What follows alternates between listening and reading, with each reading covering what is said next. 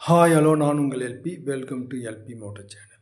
இந்த வீடியோவில் உங்களுடைய வார்த்தையில் கவனம் செலுத்துங்கள், இல்லைன்னா உங்களுடைய வாழ்க்கையே புரட்டி போடும். இந்த ஒத்த வார்த்தைங்க, ஒரே வார்த்தை தாங்க பேசிட்டேன், என்னை வெளியே அனுப்பிச்சிட்டாங்க. இந்த ஒரு வார்த்தை தாங்க பேசினேன், எனக்கு அவனுக்கு சண்டை வந்துடுச்சுங்க. இந்த ஒரே வார்த்தை தாங்க எங்கள் லவ் ஃபெயிலியர் ஆகிடுச்சுங்க. இந்த ஒத்த வார்த்தை தாங்க இன்டர்வியூவில் ஃபெயில் ஆகிடுச்சு அப்படின்னு கேள்விப்பட்டிருக்கீங்களா? ஆமாங்க, நான் ஏற்கனவே ஒரு வீடியோ போட்டிருப்பேன். ஒரு வார்த்தை வெல்லும், ஒரு வார்த்தை கொல்லும். ஒரே வார்த்தைங்க. வால் கூட என்ன பண்ணிடுறோம் அப்படின்னா, தான் வாளால் சீவனிங்கன்னு வச்சுங்களேன், வெட்டினீங்கன்னா அந்த காயமானது ஆறிடும். ஆனால் உங்களுடைய வார்த்தை, உங்களுடைய வாயிலிருந்து வரக்கூடிய வார்த்தை அவ்வளோ பவர்.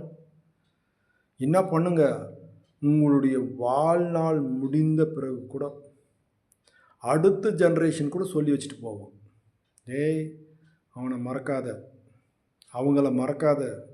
இந்த மாதிரியான வார்த்தையை நம்மளை பார்த்து கேட்டாங்க, என்னை பார்த்து கேட்டுட்டான், அவனுடைய பரம்பரையே நீ மறக்காதன்னுவாங்க. கேள்விப்பட்டிருக்கிறீங்களா?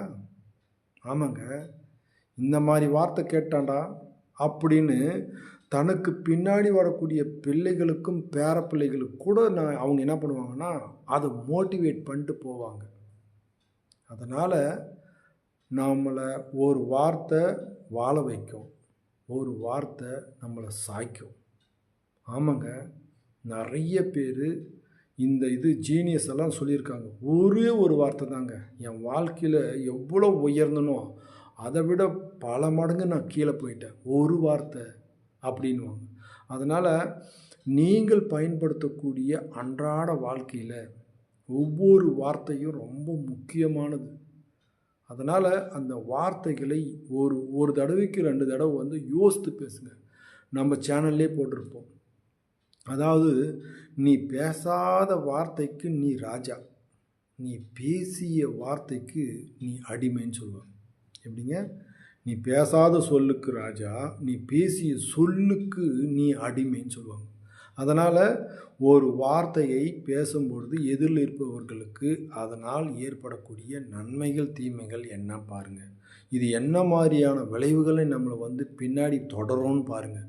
இதெல்லாம் தெரிஞ்சு அறிஞ்சு புரிஞ்சு அந்த வார்த்தையை பேசுங்க. ஓகேங்களா?